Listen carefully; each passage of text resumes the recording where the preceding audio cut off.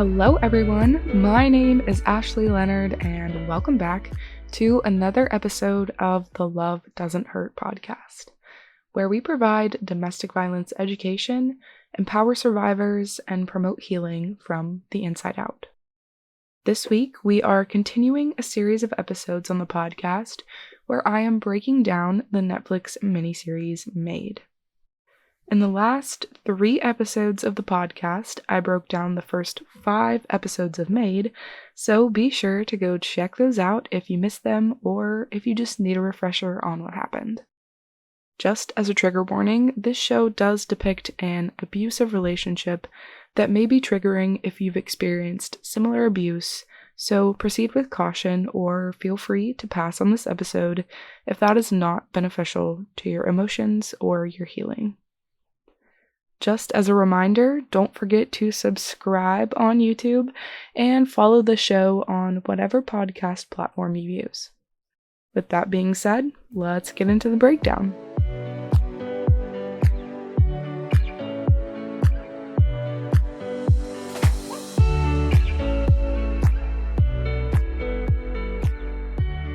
Episode 6 is titled M and opens with a daydream of Alex in Missoula, the town that she almost went to college in, and in the daydream, Alex is hiking, kayaking, and just enjoying nature as she takes in her new surroundings in Missoula. This is, quite frankly, the happiest that Alex has looked during the whole show up until this point. And it turns out that this daydream was a guided meditation during group therapy.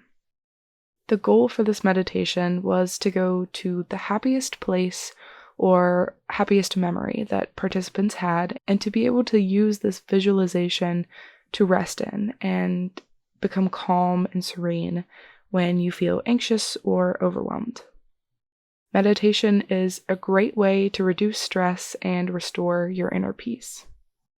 Some of the benefits of meditation include increasing self-awareness, lowering resting heart rate, improving sleep quality, and building stress management skills. If you want to try out meditation but don't really know where to start, the Calm app is free and provides guided meditations. So give meditation a try if you're looking for new ways to de-stress and become more calm.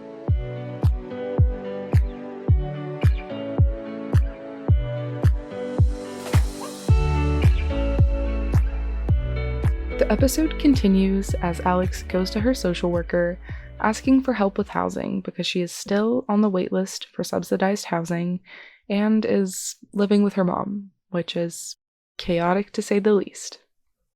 Alex talks about how she's on 7 types of government assistance, working the maximum number of hours her job allows, and still only has $9 of extra money every month, which is about the cost of a box of tampons, so she doesn't really understand how she's supposed to afford rent.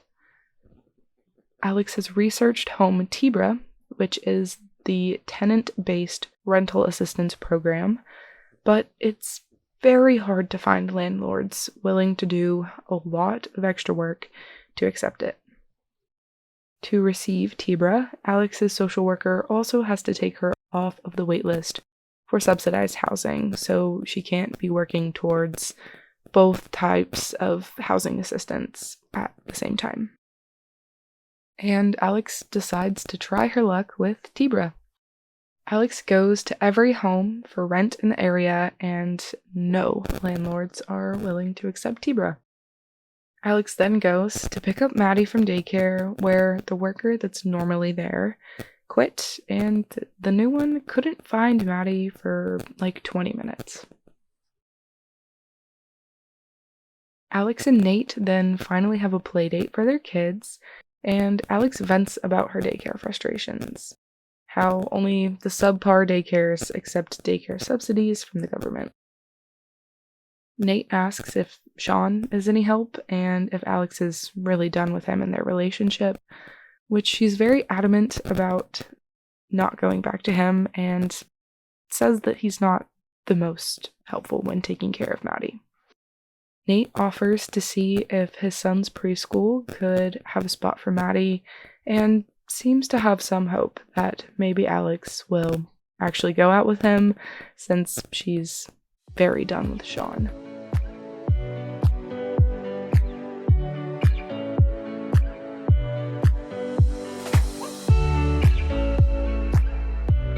Alex goes to meet Sean at a diner to drop off Maddie, which is very inconvenient for her, but she's trying to keep the peace and not violate their custody agreement.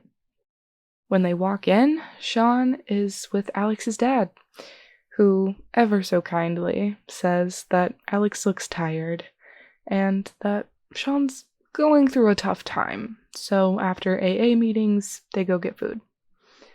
Alex's dad has this very calm anger with her as he expresses his disgust for Alex's current living situation in the RV with her mom and her mom's new husband, and wishes Alex would let him help her. Alex then tells Sean that she doesn't like him meeting with her dad, but Sean explains that since becoming sober, he's realized a lot of terrible things happened to him as a child.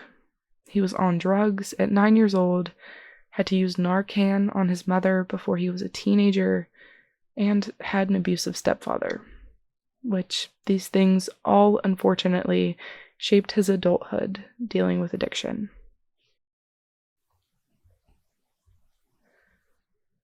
Alex is understandably shocked hearing these things and doesn't immediately support Sean for telling her this, so Sean gets upset.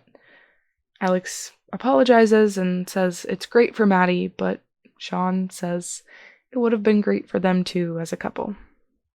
Alex clearly has a strong boundary about talking to Sean about being together, so she just doesn't respond to this. Alex then begins the house search again, and again has no luck finding a landlord that would accept Tibra. So she goes back to the RV where her mother's husband says she needs to get back out there and keep looking. And this is basically his way of saying that Alex is unwanted there. Alex's mom pulls her aside and, out of earshot from her husband, explains that she's newly married, so she needs more alone time with her husband, and essentially kicks Alex out and makes her homeless again.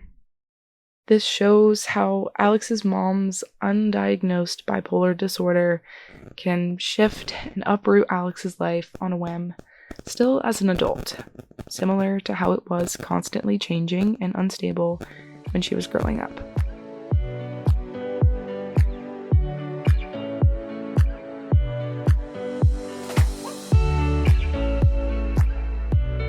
Nate was able to get his son's daycare to have a spot for Maddie, so Alex goes and takes a tour.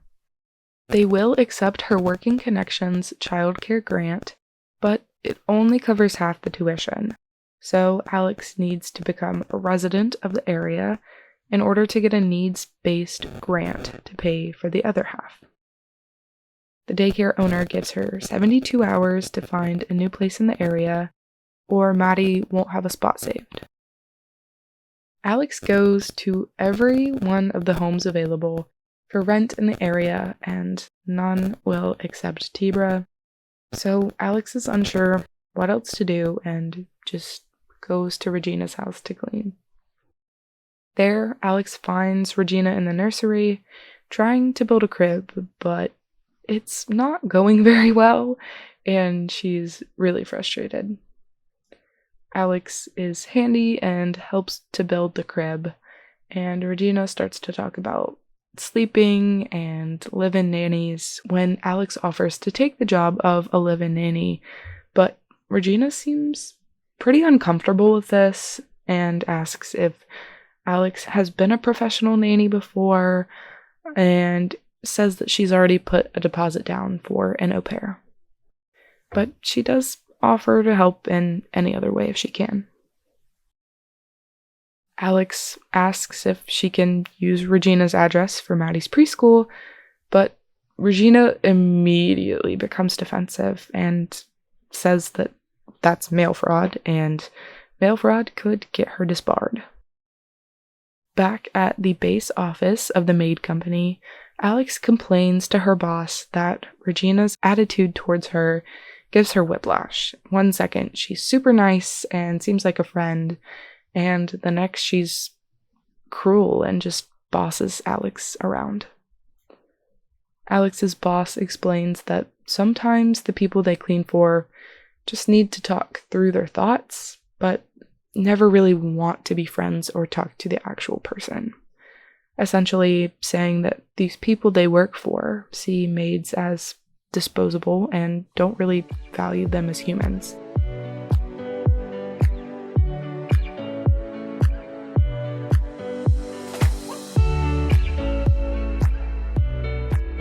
Alex then tries one last time to secure an apartment with Tibra so she can get Maddie into the good preschool. The landlord she meets with volunteers at a homeless shelter, so she understands Tibra and how difficult it can be, but explains that the extra space that they're renting out isn't zoned for an apartment, so she actually can't accept Tibra. They barter a little bit and come to an agreement that Alex will do some gardening for the landlord in exchange for reduced rent that Alex can't afford. This is a big win. The kindness this landlord shows Alex gives her so much hope that she can make a better future for Maddie, and she has a whole dance sequence about it.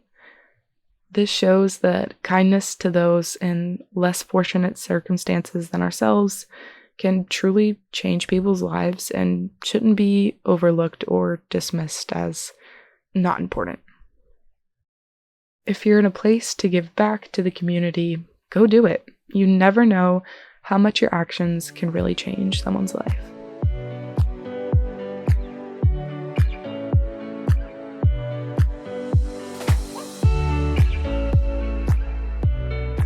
So Maddie gets to go to the nice preschool, and Alex moves her stuff from her mom's to the new apartment. While she's moving, Alex reminds her mom that Maddie's birthday party is in a few days, and that she did agree to do face painting at the party. Alex asks her mom if she had spoken to her husband about renting her house out, which her mom says they had discussed it, but that her husband said Alex lied about it. So Alex shows her mother proof through a picture of the for rent sign, but her mom just kind of dismisses it and says that Alex should take pictures of other things. You're just really not going to change the way this woman dismisses the actions of men. At their new home, Alex and Maddie are working on some gardening when the landlords come to meet Maddie. Alex talks about how it's almost her daughter's birthday, and the landlords kindly offer for Alex to have the party there. Once it's birthday party day, Alex and Maddie are setting up, and Nate arrives first with gifts and party hats for Maddie.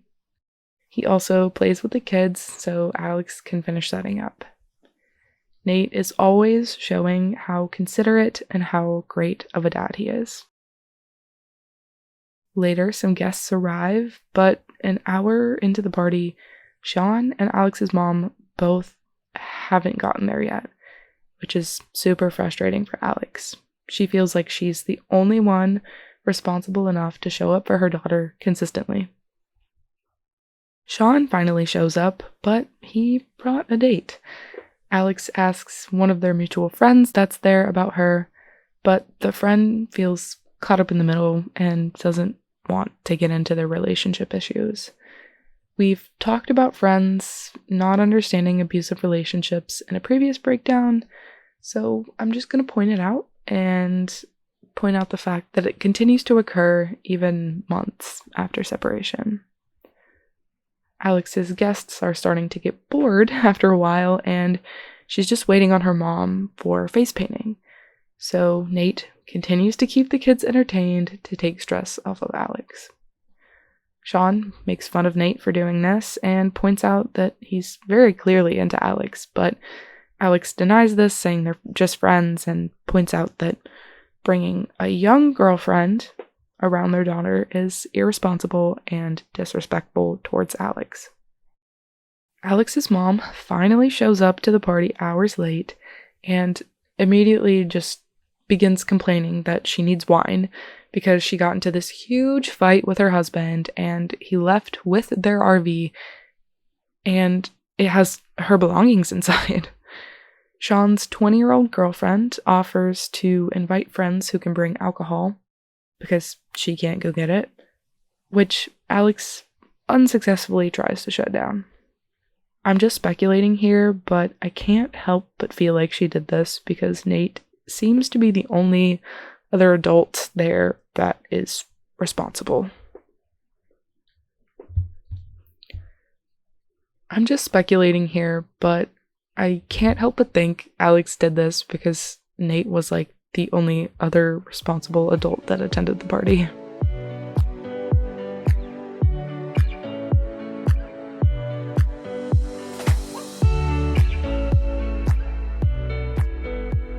Alex then puts Maddie to bed and is woken up the next morning to her landlords knocking on her door, and they had discovered Sean broke into their house looking for Alex and was asleep, almost naked, on their couch. Alex wakes him up and Sean tries to explain that he's broken because of her and can't want another woman like he wants Alex, and it caused issues with his new relationship. Alex doesn't want to hear any of this and just wants him to get out of their house and to put pants on as quickly as humanly possible. So Alex profusely apologizes to her landlords and begs them not to kick her out, but she has to move out and find another place to stay. All Alex can do is cry and drive, and eventually she pulls up to Nate's house, where he offers to get her stuff from the car as she takes Maddie inside, and beautiful white snowflakes just flurry around them. These two last scenes just show how Nate and Sean are the antithesis of one another. Sean is selfish and controlling and just brings a lot of negativity into Alex's life, while Nate is kind and caring and generous and attentive to Alex at all times.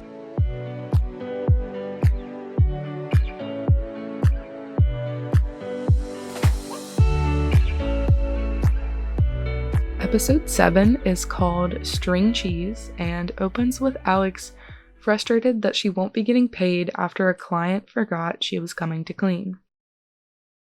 Alex's boss tries to give her another job for the day, but after telling Alex the address, she realizes that the clean would put Alex over her maximum number of hours, so Alex actually can't take it. Alex is determined to get paid that day, so she goes to that address behind her boss's back and convinces the client to cancel with the company she works for and pay her cash, and the client agrees. At this house, Alex sees that the couple living there lives completely separate lives. Their food, their bedrooms, their books, like the steamy cowboy novel the woman had, everything was completely different. And this served as some inspiration for Alex's writing. After work, Alex goes to Sean's to try and find the deed to her mom's house because they need to evict the renters in her mom's house that her husband put in. They don't have anywhere else to live, so that's seemingly their only option right now. Alex's new stepdad is getting rent, but her mom never sees any of the money. Sean offers to help look for the folder, but Alex is still incredibly frustrated with him as he essentially made her homeless after Maddie's birthday party, and he even offers to move out of his house and give it to Alex, but Alex says that she will never live there again. This is something that I personally really understand. Once you've had traumatic experiences in a certain place, it's almost tainted or haunted in a way. You can't go there and experience that place the same way ever again. You relive the trauma just by being there. Your body remembers when trauma has happened in a certain place. Even after leaving my situation, I had nightmares for probably a year or more about being in our old house and relived the trauma that I experienced there in my dreams.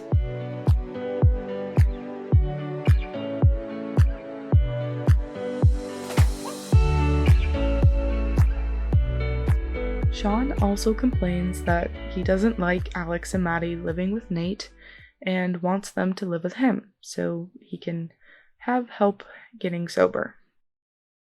Sean needs to have the strength to get sober on his own and for himself, so I'm glad that Alex didn't give in to this manipulation. She then finds the folder and goes to the bank with her mom to find out that the folder has Alex's college acceptance letter in there, but not the deed. Alex's mom doesn't have any of her identification cards as they're in the RV that her husband took, so she just makes the banker incredibly uncomfortable, so he tries to find her mortgage without proof of her identity. As it turns out, they're not even at the right bank. So they go back to Nate's and have family dinner, when Alex starts to fantasize about Nate like the books that her client earlier that day had. Needless to say, Alex realizes that she does actually really like Nate, and he really likes her, enough to let her mom paint a mural on his garage to help her keep busy. Alex then sits down to write about the couple with separate lives, and compares it to another house that she cleans, something she calls the loving house. There, an elderly man takes care of his wife, who's bedridden, and is incredibly kind to both his wife and to Alex. Alex then feels as though she's somewhere in the middle, cleaning both houses, but never having the life of either couple. The next day, Alex and her mom go and try to evict the tenants in their house, but the tenants refuse to leave. On their walk, Alex explains that she doesn't really want to date Nate because she doesn't want a relationship with him to be transactional. But her mom sees no issue with it if they get to keep living with him. Clearly, Alex had a great example for healthy relationships growing up.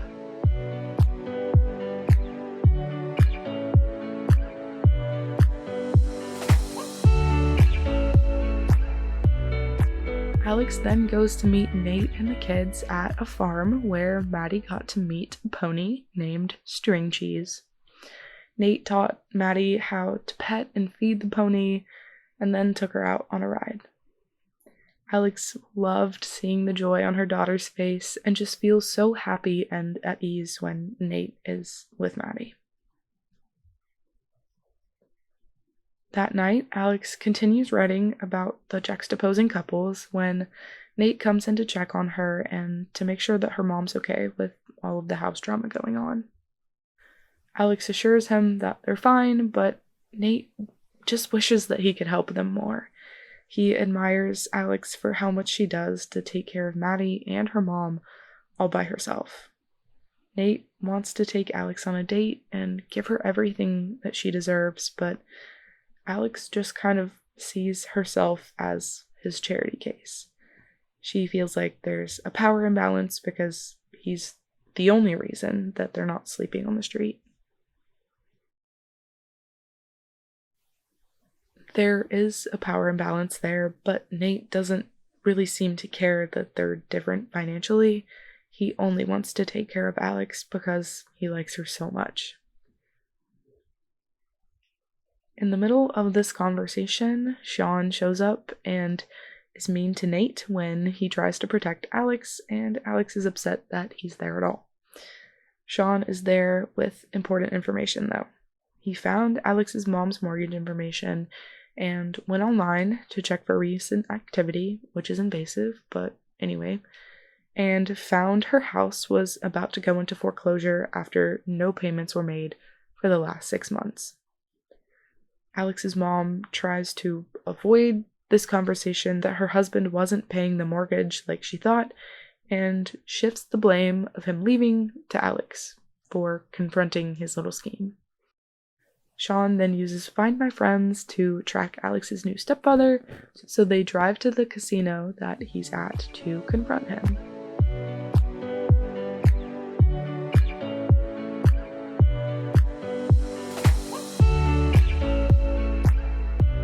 Sean actually has a friend that's working at the casino who bring Alex's new stepdad, Basil, out, and her mom realizes that he's a fraud when his accent is different around other people. Alex questions Basil about the mortgage money, which he tries to lie about at first, of course, but he quickly folds with some physical force and admits that he has a gambling problem.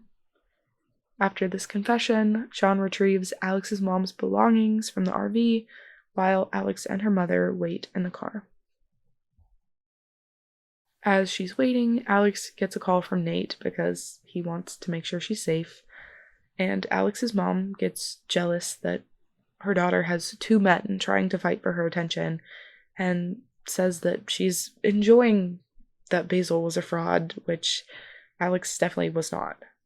Her mom then just wants to go home, so they drive off. Sean soon realizes that he needs to stop for gas, and during this stop, Alex's mom goes to the bathroom.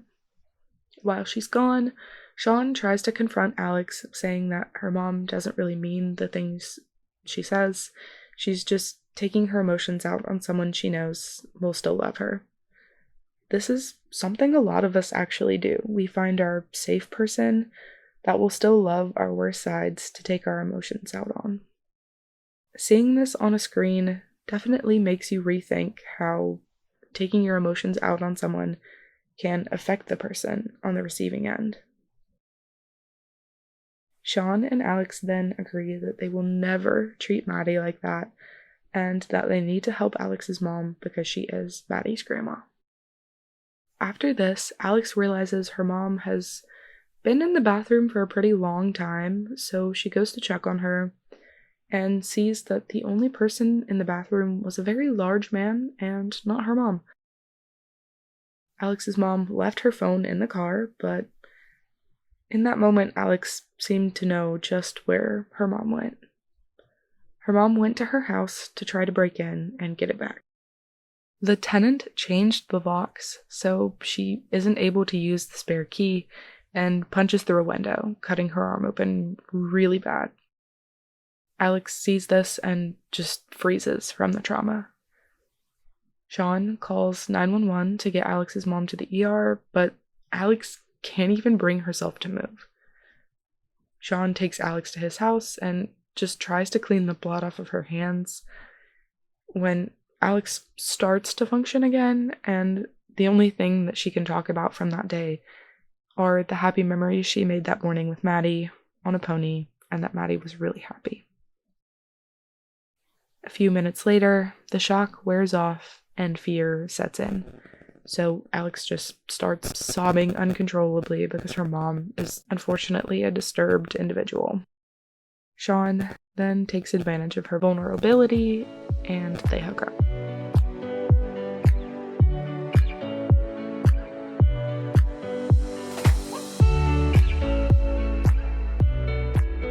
So that is a summary and breakdown of episodes 6 and 7 of Maid on Netflix. I hope you guys are enjoying this series and are looking forward to breaking down the rest of Maid. As always, it is my goal with the Love Doesn't Hurt podcast to create another resource people can use to understand their experiences, get help, and know they're not alone.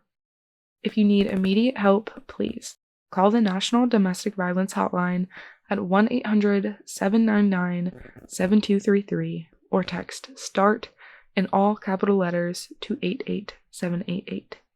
You can also visit their website, thehotline.org, for more information. If you enjoyed this episode or learned something new, be sure to subscribe so you never miss a new episode. If you would like to support the podcast, I would really appreciate you giving it a 5-star rating wherever you listen. Also, just as a reminder, the podcast is now available on YouTube, Amazon Music, and Audible, so you can access it anywhere you prefer to listen to podcasts. Thank you for listening to the Love Doesn't Hurt podcast. I hope you all have a great day, and remember, spread love everywhere you go.